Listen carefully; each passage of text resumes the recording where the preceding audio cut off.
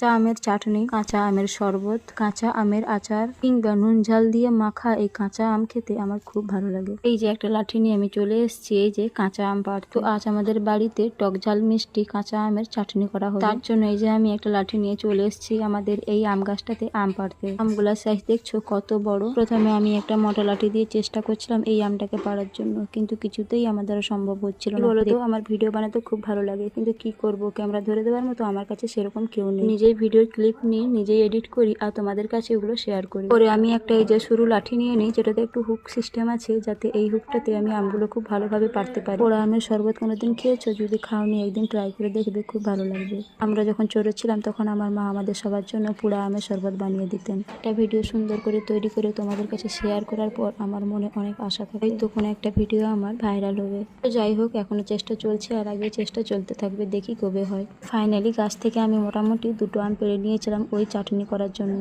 তো বন্ধুরা, তোমরা সবাই চলে এসো আমাদের বাড়িতে, আজ আমের চাটনি করা হবে, খাওয়া হবে একই সঙ্গে। কার কার এই কাঁচা আমের চাটনি খেতে ভালো লাগে অবশ্যই কমেন্ট করে জানিও। এই কাঁচা আম দেখে আমার তো এখন থেকে জিভে জল চলে আসছে। যাই হোক, আমি মোটামুটি এখন জিভের জল আটকে 2টো আম নিয়ে চলে গেছিলাম কাকিমার কাছে, কারণ রান্নাটা আমার কাকিমা করবে। আমার এই ছোট্ট ভিডিওটি তোমাদের কেমন লাগবে অবশ্যই কমেন্ট করে জানিও। দেখা হচ্ছে নেক্সট ভিডিওতে।